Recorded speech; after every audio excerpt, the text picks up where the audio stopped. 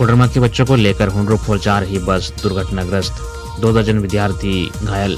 स्कूली बच्चों से भरी एक बस रांची के अनगढ़ में दुर्घटनाग्रस्त हो गई। इसमें 2 दर्जन बच्चे घायल हो गए। बस कोडरमा से बच्चों को लेकर शैक्षणिक भ्रमण पर रांची में आई थी। बच्चों को साइंस सिटी और हुंड्रोफोल ले जाना था। हुंड्रोफोल जाते समय जलप्रपात से 3 किलोमीटर पहले सिकिदरी थाना क्षेत्र में एक तीखे मोड़ पर बस अनियंत्रित होकर पलट गई। स्थानीय लोगों की मदद से बस से बच्चों को बाहर निकाला गया। सूचना मिलते ही पुलिस की टीम वहां पहुंची और तत्काल सभी घायलों बच्चों को वेदांता अस्पताल भेजा। कोडरमा के चंदवारा से शैक्षणिक भ्रमण के लिए निकली राइजिंग पब्लिक स्कूल की बस के पलटने के बाद उसके शीशे टूट गए। दुर्घटना की वजह से बच्चे डरे सहमे हैं। स्कूल की शिक्षिकाएं और स्थानीय लोगों बच्चों को संभालने में जुट गए। घायल छात्र छात्राओं को वेदांता अस्पताल भेजा गया। बाकी बच्चों को सड़क किनारे बैठाया गया। महेंद्र सिंह धोनी की बढ़ सकती है मुश्किलें। झारखंड आवास बोर्ड हरमू आवास की कराएगी जांच। भारतीय क्रिकेट टीम के पूर्व कप्तान महेंद्र सिंह धोनी की मुश्किलें बढ़ सकती है। यह मुश्किलें उनके आवास के इस्तेमाल को लेकर है। राजधानी रांची में महेंद्र सिंह धोनी का हरमू स्थित आवास के कमर्शियल इस्तेमाल की सूचना झारखंड आवास बोर्ड को मिली है। हरमू में जिस जगह पर धोनी का यह मकान है वह जमीन झारखंड आवास बोर्ड ने उन्हें साल 2005 में आवंटित किया था। इस संबंध में झारखंड आवास बोर्ड के अध्यक्ष संजय लाल पासवान ने कहा कि टीम इंडिया के पूर्व कप्तान महेंद्र सिंह धोनी के हरमू आवास की जांच होगी। जांच में कुछ गलत मिला तो उन्हें नोटिस जारी किया जाएगा। धोनी को यह जमीन बोर्ड के ओर से आवंटित की गई है। जानकारी के मुताबिक झारखंड राज्य आवास बोर्ड को इस बात की सूचना मिली है कि महेंद्र सिंह धोनी के हरमू स्थित आवास पर पैथोलॉजी सेंटर लैब खोलने की तैयारी चल रही है। नियम के मुताबिक झारखंड राज्य आवास बोर्ड जिसे भी जमीन आवंटित करता है उस जमीन का केवल आवासीय इस्तेमाल ही किया जा सकता है। उक्त प्लॉट का कमर्शियल इस्तेमाल करना गैर कानूनी होता है। इस संदर्भ में बोर्ड ने संज्ञान लिया है। 26 दिसंबर से देवघर जिला में मैया सम्मान योजना के लाभुक का शुरू होगा भौतिक सत्यापन। 26 दिसंबर से मैया योजना के लाभुकों का भौतिक सत्यापन शुरू होगा। ग्रामीण क्षेत्रों में पंचायत सचिव व जनसेवक गांव-गांव जाकर चौपाल लगाएंगे और लाभुकों का सत्यापन करेंगे, जबकि शहरी क्षेत्र में राजस्व कर्मचारी वार्डों में मैया योजना के लाभुकों का सत्यापन किया जाएगा। शुक्रवार को विकास भवन में सामाजिक सुरक्षा कोषांग की सहायक निदेशिका सरिता भारती ने मुख्यमंत्री मैया सम्मान योजना से संबंधित बैठक की। इस बैठक में पंचायत सचिव, जनसेवक व राजस्व कर्मचारी शामिल हुए। बैठक में सहायक निदेशक सरिता भारती ने कहा कि मुख्यमंत्री मैया सम्मान योजना के लाभुकों के चयन में कई तरह की त्रुटियां की शिकायतें आ रही है। विभागीय गाइडलाइन के अनुसार मैया सम्मान योजना के लाभुकों का भौतिक सत्यापन करना है। कई जगह वृद्धावस्था पेंशन लाभुक लेने वाले भी मैया सम्मान योजना का लाभ उठा रहे हैं। राशन कार्ड में नाम नहीं रहने के बावजूद भी अयोग्य महिला इस योजना का लाभ उठा रहे हैं। इन बिंदुओं की जांच की जाएगी। कांग्रेस ने कार्यकर्ताओं के लिए किया आभार समागम का आयोजन। झारखंड प्रदेश कांग्रेस कमेटी की ओर से आज आभार समागम बैठक का आयोजन हुआ। इसमें कार्यकर्ताओं का आभार व्यक्त किया गया। इस कार्यक्रम में प्रदेश प्रभारी गुलाम अहमद मीर, प्रदेश अध्यक्ष केशव महतो कमलेश, मंत्री दीपिका पांडे सिंह, इरफान अंसारी, सुबोधकांत सहाय, अंबा प्रसाद सहित पार्टी के वरिष्ठ नेता, पदाधिकारी व कार्यकर्ता उपस्थित रहे। बैठक में नेताओं ने कहा कि इंटरनेशनल एजेंसी ने अडानी को लेकर सनसनीखेज टिप्पणियां की है। राहुल गांधी ने सदन में इसे लेकर आवाज उठाई तो उनका विरोध किया गया। उन्होंने कहा कि अडानी मामले को लेकर जांच की मांग को केंद्र नकार रहा है। उन्होंने कहा कि देश के संविधान निर्माता का जिस तरीके से अमित शाह ने भीमराव अम्बेडकर का अपमान किया, इससे देश के संविधान के साथ बीजेपी की जो नफरत है वो सामने आ गई है। ऐसे व्यक्ति को देश का गृह मंत्री रहने का कोई अधिकार नहीं। उनको संविधान पर भरोसा नहीं। ऐसे में देश के 140 करोड़ लोग उनसे कैसे इंसाफ की उम्मीद कर सकते हैं। पहली बार खुद होम मिनिस्टर ने मीडिया के सामने आकर अपनी सफाई दी है। जामताड़ा में 6 साइबर अपराधी गिरफ्तार। जामताड़ा साइबर पुलिस को बड़ी सफलता हाथ लगी है।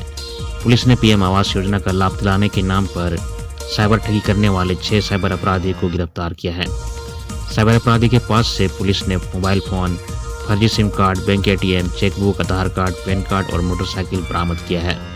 दरअसल साइबर थाना की पुलिस ने नारायणपुर और करमाटर थाना क्षेत्र के विभिन्न साइबर अड्डे पर छापेमारी अभियान चलाया था, जहां प्रधानमंत्री आवास योजना का लाभ दिलाने के नाम पर लाभार्थियों से ठगी करने वाले 6 साइबर अपराधियों को पकड़ा गया। इनमें फुरकान अंसारी, महबूब अंसारी, फरहान अंसारी, तालिब हुसैन, अरशद अंसारी को और अब्दुल हसन शामिल है। गिरफ्तार आरोपियों के पास से पुलिस ने 13 मोबाइल फोन, 18 फर्जी सिम कार्ड, 3 एटीएम, 2 चेकबुक, 1 आधार कार्ड और 1 पैन कार्ड और 1 मोटरसाइकिल भी बरामद किया है। इसको लेकर पुलिस द्वारा साइबर अपराधियों के खिलाफ साइबर थाना में मामला दर्ज कर न्यायिक अभिरक्षा के तहत जामताड़ा जेल भेज दिया गया है। ये साइबर अपराधी पीएम आवास योजना का लाभ दिलाने के लिए एपीके फाइल लाभार्थियों को भेजते थे। इसे उनके मोबाइल में इंस्टॉल करने और अलाउ करने के पर उनके मोबाइल का स्क्रीन शेयर कर लेते थे, जो कि साइबर अपराधी के पास चला जाता था। इस दौरान उनके द्वारा व्यक्ति के मोबाइल का सारा डाटा साइबर अपराधी को मिल जाता था। यही नहीं, गूगल में डाटा कार्ड लिख कर लॉगिन कर और 10 डिजिट का नंबर डालकर वैलिड क्रेडिट कार्ड नंबर के धारक को पता लगाकर उनका कॉल पर झांसा में ले लेते थे। जामताड़ा एसपी एहतसाम वकारिब ने जानकारी देते हुए बताया कि एक गुप्त सूचना मिली थी, जिसके आधार पर टीम गठित कर करवटाड़ और नारायणपुर थाना क्षेत्र के विभिन्न ठिकानों पर छापेमारी की गई, जहां से 6 साइबर अपराधी को पकड़ा गया। ये साइबर अपराधी विभिन्न सरकारी योजनाओं का लाभ दिलाने के नाम पर लोगों को झांसा में लेकर उनसे ठगी करते थे। पकड़े गए साइबर अपराधियों से जब्त मोबाइल और सिम कार्ड की जांच की जा रही है। धनबाद में बाइक और ट्रक की टक्कर, दुर्घटना में 2 महिला जख्मी। धनबाद के गोविंदपुर थाना क्षेत्र स्थित NH-19 GT रोड के अवैध काट को पार करते वक्त एक बाइक कंटेनर के नीचे आ गई। इससे बाइक सवार लक्ष्मण शाह की मौके पर मौत हो गई, जबकि बाइक पर बैठी चिंता देवी और पार्वती देवी जख्मी हैं। हादसा शनिवार को हुआ। वहीं घटनास्थल पर कंटेनर को छोड़कर ड्राइवर फरार होने में सफल रहा। हादसे के बाद बाइक सवार तीनों को स्थानीय लोगों की मदद से धनबाद SNMCH भेजा गया। यहाँ डॉक्टर ने लक्ष्मण शाह को मृत घोषित कर दिया, जबकि चिंता देवी और पार्वती देवी की स्थिति चिंताजनक बनी हुई है। वहीं आए दिन अवैध काट के कारण दुर्घटनाएं घट रही है। हाल के दिनों में गोविंदपुर में सड़क हादसों पर रोकथाम को लेकर डीसी की अध्यक्षता में सड़क सुरक्षा समिति की बैठक की गई थी, जिसमें डीसी ने अधिकारियों को कई आवश्यक दिशा निर्देश भी दिए हैं।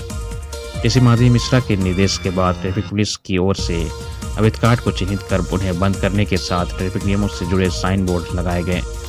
लगातार अभियान चलाकर सड़क से अतिक्रमण हटाया गया और यह अभियान जारी भी है। इसके बावजूद लोगों को बार बार ट्रैफिक नियमों का उल्लंघन करने के कारण हादसों पर विराम नहीं लग रहा है। JSSC CGL अभ्यर्थियों के प्रमाण पत्रों की जांच पूरी।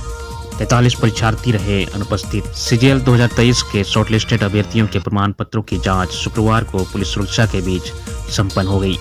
JSSC कार्यालय में प्रमाण पत्रों की जांच की गई। जांच के अंतिम दिन शुक्रवार को 471 अभ्यर्थियों को प्रमाण पत्र जांच के लिए बुलाया गया था। इसमें से 462 अभ्यर्थी आयोग कार्यालय पहुंचे। उनके प्रमाण पत्रों की जांच की गई। 2231 अभ्यर्थियों में से 2188 अभ्यर्थियों के प्रमाण पत्रों की जांच की गई। 43 अभ्यर्थी अनुपस्थित रहे। आयोग के सचिव सुधीर कुमार गुप्ता ने बताया कि प्रमाण पत्रों की जांच का कार्यक्रम शांतिपूर्ण तरीके से शुक्रवार को संपन्न हो गया। हालांकि आयोग परीक्षाफल का प्रकाशन नहीं कर पाएगा। हाईकोर्ट ने विगत जनहित याचिका पर सुनवाई के दौरान सीजल परीक्षा के रिजल्ट प्रकाशन पर अगले आदेश तक रोक लगा दी है। क्रिसमस पर्व पर राजधानी रांची की मुख्य सड़कों को सजाने व नागरिकों को सुविधाएं देने का निर्देश।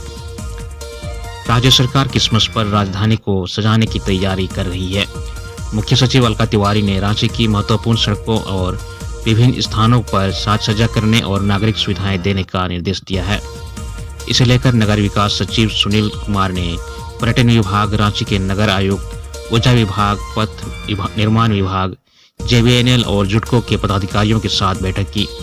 उन्होंने बहुबाजार से करबला चौक, सुजाता चौक से बहुबाजार चौक, सुजाता चौक से GL चर्च, सर्जना चौक से डंगनाटोली चर्च व क्रिसमस के दृष्टिकोण से अन्य महत्वपूर्ण पथों पर कार्य करने का निर्देश दिया। नगर विकास सचिव ने सभी नगर निकायों को क्रिसमस से संबंधित तैयारी करने का निर्देश दिया है। निकायों में साफ सफाई, स्ट्रीट लाइट और जलापूर्ति की समुचित व्यवस्था करने का निर्देश दिया है। श्री कुमार ने कहा कि सड़कों और उसके आसपास के क्षतिग्रस्त स्लैब की मरम्मत की जाए। सड़कों की मार्किंग करते हुए फुटपाथ की पेंटिंग कर साइनेज लगाया जाए। सड़क किनारे पौधारोपण किया जाए। मुख्य मार्ग और आसपास के क्षेत्रों में पावर बैकअप की व्यवस्था करते हुए लाइटिंग डेकोरेशन करने का निर्देश दिया है। ऊर्जा विभाग के अभियंता ने बताया कि अल्बर्टिक्का चौक से सर्जना चौक होते हुए लोयला ग्राउंड तक सड़क पर विद्युत साज सज्जा कराई जा रही है। लोयला ग्राउंड में लाइटिंग की व्यवस्था करने के साथ मैदान में लगे पेड़ों को भी सजाया जा रहा है। वहां लगाई जा रही लाइट और साउंड सिस्टम के अलावा एलईडी स्क्रीन के लिए भी अलग-अलग पावर बैकअप की सुविधा दी जा रही है। पर्यटन निदेशक ने बताया कि सड़क के किनारे जगह-जगह पर क्रिसमस ट्री, सेल्फी पॉइंट और स्टेज बनाए जा रहे हैं। माइनिंग कारोबारी से मांगी गई 25 करोड़ की लेवी। अंबे माइनिंग प्राइवेट लिमिटेड के सहायक उपाध्यक्ष सुमित चटर्जी को व्हाट्सएप और अन्य माध्यमों से मैसेज भेजकर 25 करोड़ रुपए की लेवी की मांग की गई है। बताया जा रहा है कि यह लेवी उनसे प्रतिबंधित उग्रवादी संगठन जेपीसी के नाम पर मांगी गई है। बरियातू के जायसवाल ग्रीस अपार्टमेंट में रहने वाले श्री चटर्जी ने इस संबंध में बरियातू थाना में प्राथमिकी दर्ज कराई है। श्री चटर्जी ने बताया कि उनकी कंपनी का काम मुख्य रूप से लातेहार, चतरा, रांची और पलामू जिला में चल रहा है। कार्यालय के काम से वे अक्सर उक्त जगहों पर आते जाते रहते हैं। 9 दिसंबर को एक अनजान नंबर से उनके व्हाट्सएप पर एक मैसेज आया जिसमें 25 करोड़ रुपए की लेवी की मांग की गई थी। उसके बाद से लगातार phone call, WhatsApp chat, text message, face time, voice call के जरिए उनसे 25 करोड़ रुपए की लेवी की मांग की जा रही है। साथ ही लेवी न देने पर उन्हें जान से मारने की धमकी भी दी जा रही है। उन्हें लेवी के लिए मैसेज भेजने वाला खुद को प्रतिबंधित उग्रवादी संगठन जेपीसी से जुड़ा हुआ बताता है। जनवरी में यूजीसी की टीम करेगी रांची विश्वविद्यालय का निरीक्षण। रांची विश्वविद्यालय का 5 से 7 दिसंबर 2024 तक नेक टीम से निरीक्षण कर लौटने के बाद अब यूजीसी की टीम निरीक्षण करने जनवरी 2025 में आएगी। 3 सदस्यीय टीम 8 व 9 जनवरी को रांची विश्वविद्यालय पहुंचेगी। इस टीम का नाम एसेसबल ऑडिट टीम होगा। टीम के अध्यक्ष पीजी नंददयाल कॉलेज आंध्र प्रदेश के सेवानिवृत्त प्राचार्य प्रोफेसर जी रामकृष्ण रेड्डी होंगे, जबकि टीम में बतौर सदस्य national institute for empowerment of person with multiple disability Tamil Nadu के डॉक्टर हिमांशु दास तथा यूजीसी के डिप्टी सेक्रेटरी डॉक्टर अमोल अंधारे शामिल हैं। यह टीम पूर्व में 27 दिसंबर 2024 को रांची विश्वविद्यालय आने वाली थी, लेकिन विश्वविद्यालय के आग्रह के बाद अब टीम 8 व 9 जनवरी को विश्वविद्यालय मुख्यालय सहित पीजी विभागों, सेंट्रल लाइब्रेरी व अन्य जगहों की आधारभूत संरचना सहित निःशक्त को दी जाने वाली सुविधा का निरीक्षण करेगी। जमशेदपुर में स्कूल के समीप दुकानों पर तंबाकू बेचने वालों पर हुई कार्रवाई। जमशेदपुर शहर के निजी स्कूलों के 100 गज के दायरे में तंबाकू उत्पाद की बिक्री न हो, इसके मद्देनजर एसडीओ शताब्दी मजुमदार के नेतृत्व में विगत 3 दिनों से छापेमारी अभियान चलाया जा रहा है। बिष्णुपुर, कदमा और ताहतगेड़ी क्षेत्र में शुक्रवार को चलाए गए इस अभियान के दौरान JUSCO school, ADLS school, Jamshedpur high school, Karimiya high school और सेंट मेरी बिष्णुपुर के पास दुकान पान गुमटी में औचक छापेमारी की गई। इस दौरान 2 दुकानों से तंबाकू उत्पाद जब्त करते हुए दुकानदारों से जुर्माना वसूला गया। जांच दल में कार्यपालक दंडाधिकारी सुदीप्त राज, खाद्य सुरक्षा पदाधिकारी मंजर हुसैन शामिल रहे। अभियान आगे भी जारी रहेगी। धनबाद में बैंक मोड़ की दुकान पर छापा, हीरो कंपनी के नकली पार्ट्स और मोबिल बरामद। धनबाद में बैंक मोड़ पुलिस के सहयोग से हीरो कंपनी के कर्मियों ने बैंक मोड़ थाना क्षेत्र के मटकुरिया स्थित नीरू सरदार की दुकान पर छापेमारी कर 5 लाख से अधिक कीमत के नकली पार्ट्स और मोबिल बरामद किया है।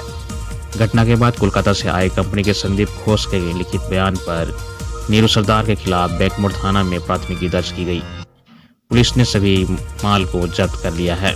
पुलिस ने बताया कि मटकुरिया में हीरो कंपनी का नकली सामान बेचने की सूचना कंपनी को मिली थी। इसके बाद कंपनी के लोगों के साथ पुलिस ने नीरू सरदार की दुकान पर छापेमारी की गई। पहले तो दुकानदार अपने सामान को सही बता रहा था। जब कंपनी के लोगों ने उसका एक एक सामान उठाकर जांच शुरू की, तब लगभग सामान नकली मिले। वहां पर हीरो कंपनी के नाम से बेचा जाने वाला सैकड़ों लीटर नकली मोबिल मिले। ब्रेक क्लच, प्लेट कवर, हजारों पेपर व अन्य सामान भी नकली मिले। कंपनी के लोगों ने बताया कि कई साल से कंपनी के नाम पर नकली सामान का कारोबार चल रहा था। इसे लेकर छापेमारी की गई और नकली सामान बरामद किए गए। नकली कारोबार करने वालों के खिलाफ कंपनी लगातार कार्रवाई कर रही है। टुंडी में बोरसी से घर में लगी आग, मवेशी समेत घर के सभी सामान जल गए। पश्चिमी टुंडी के बंदोचुर गांव में गुरुवार की रात बोरसी की आग अचानक भड़क जाने से एक मवेशी के अलावा बाइक और लाखों की संपत्ति जलकर राख हो गई।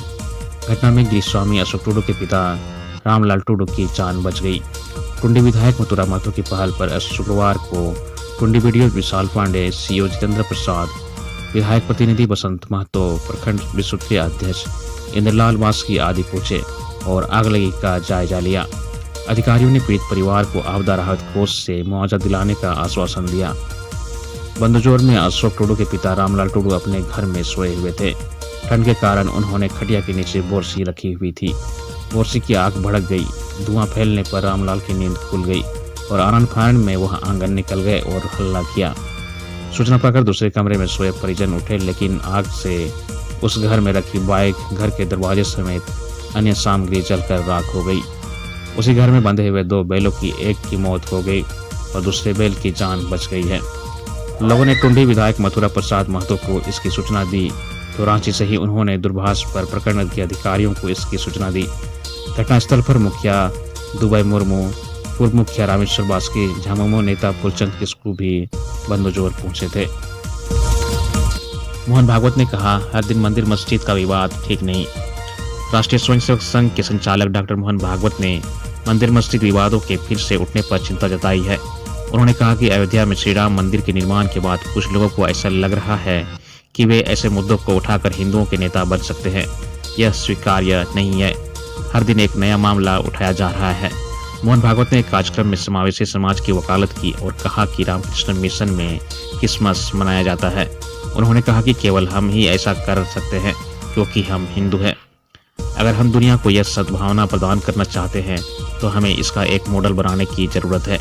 उन्होंने कहा कि बाहर से आए कुछ समूह अपने साथ कट्टरता लेकर आए हैं और वे चाहते हैं कि उनका पुराना शासन वापस आ जाए, लेकिन अब देश संविधान के अनुसार चलता है। उन्होंने कहा कि मुगल बादशाह औरंगजेब का शासन भी इसी तरह का कट्टरता के लिए जाना जाता था। हालांकि उसके वंशज बहादुर शाह जफर ने 1587 ईस्वी में गोहत्या पर प्रतिबंध लगा दिया था।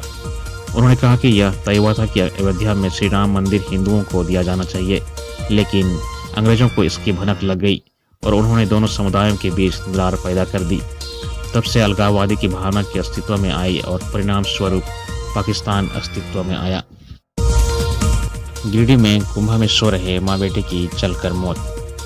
गिरिडीह के डुमरी थाना क्षेत्र के चचंदो पंचायत के चौबे जिलिमटाड़ गांव में गुरुवार की देर रात मां बेटे की जिंदा जलने से मौत हो गई।